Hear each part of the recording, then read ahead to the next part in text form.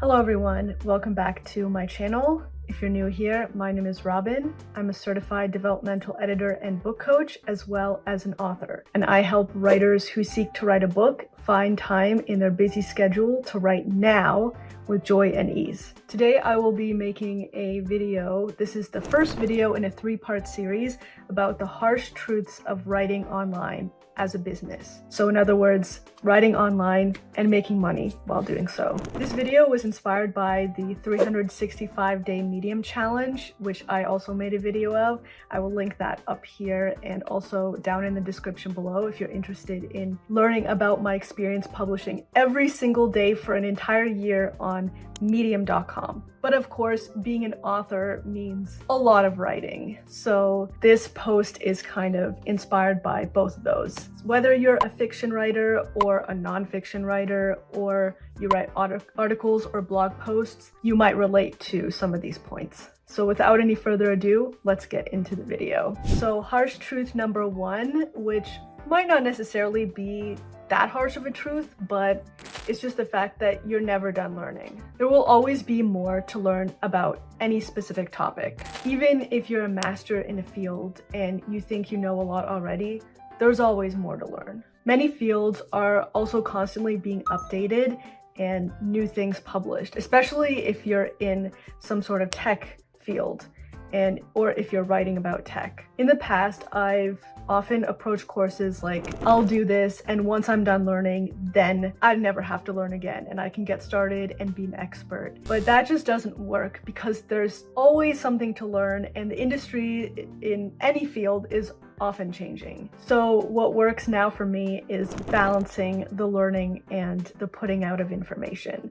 So I'm constantly working on that balance. I produce content on topics, but I don't stop learning the information for future topics. So why is this a harsh truth? Well, it's just the fact that you're never done learning, so you have to keep learning while you keep creating. Creating and learning go hand to hand, and it's best not to separate them, but instead to let them work together. This was a harsh truth for me personally because I had to learn how to do this, to both learn and produce at the same time, to carve out yet another section of my day for bringing in content, just as I've carved out for putting out content. Learning requires me to be in a different mental state than producing, and it can be challenging to switch between the two. But of course, like anything worth doing, it's very rewarding in the end. All right, harsh truth number two. If writing is your job, then you have to treat it like one. The reality about writing is that if you choose to do it for more than just your hobby, then you're doing it for work, so you have to treat it like it is work.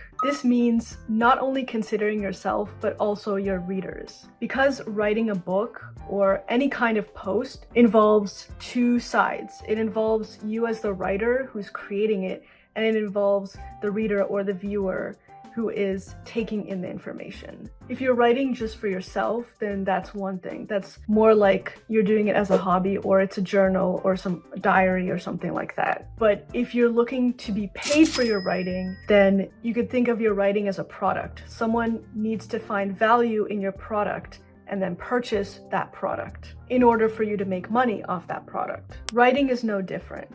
This means you have to really think about writing in the happy medium of something you are passionate about writing, that you want to write about, but also something your readers want to read. If you only write for others, you will burn out and you won't want to write. If you only write for yourself, as I mentioned before, then you'll be doing it as a hobby because people might not want to read your work. Good, satisfying writing requires both. So to sum up, why is this a harsh truth? Well, it means you can't just write whenever you feel like writing. You have to show up and write as if it's your job, because it is your job. Throughout my writing career, I've struggled a lot with this balance. I started off just writing things that resonated with me, and I didn't even think about the reader. I also had a hard time narrowing down my genre or topic because there's just so many things that I'm interested in. But there's a reason why so many jobs require specialization. Before I ever did the 365-day Medium challenge, basically writing every day, I just wrote whenever I felt like it, whenever I had inspiration to write. But if I would only write in these times, then I wouldn't make enough money writing. for it to be my job. No matter what job you end up doing, even if it's writing, there will always be aspects of your job that you dislike doing. That's just the nature of work. You won't always feel like doing your job, even if it's something that you are passionate about, that you love. But those hard things can lead to great growth. In fact, the greatest growth, along with satisfaction and achievement. Contrary to popular belief, even your passions take time and effort to develop.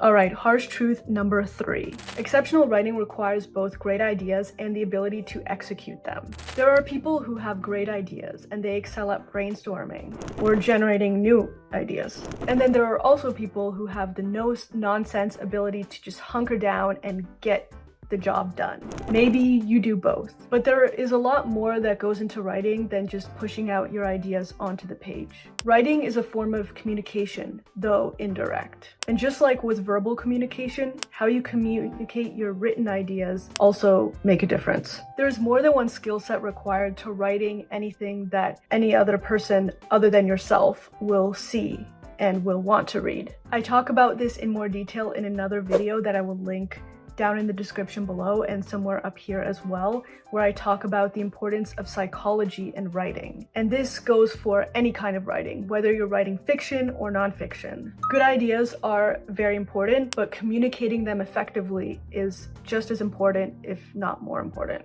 So why is this a harsh truth? It means you need to master both these skills to be an exceptional writer. You need to have great ideas and be able to effectively communicate these ideas. I started out as primarily an ideas person. I really enjoy brainstorming ideas with others and generating new ideas. I enjoy brainstorming with others and coming up with new ideas in conversations. I never fear running out of ideas. That also includes for videos. I know that I've talked to other creators who have asked me, they've been different personality types, and they've asked me, oh, how do you come up with new ideas all the time? And I've always said, that's the easy part. I never fear running out of ideas. In fact, a lot of the times, I sit down in front of the camera, not even knowing what I'm about to say or what I'm about to talk about for a video, and it just comes to me because I'm an ideas person, first and foremost, really. It's the implementation that I've had to learn over the years.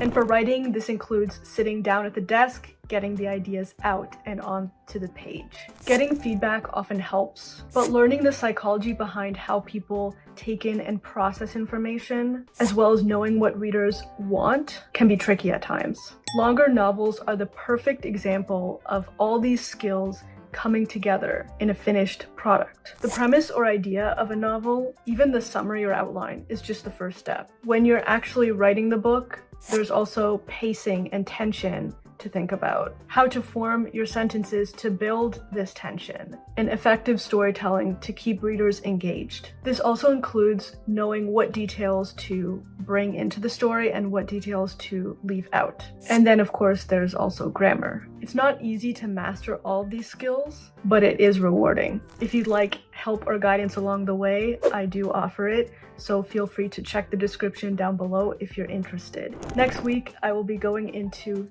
3 more harsh truths about writing online and getting paid for it.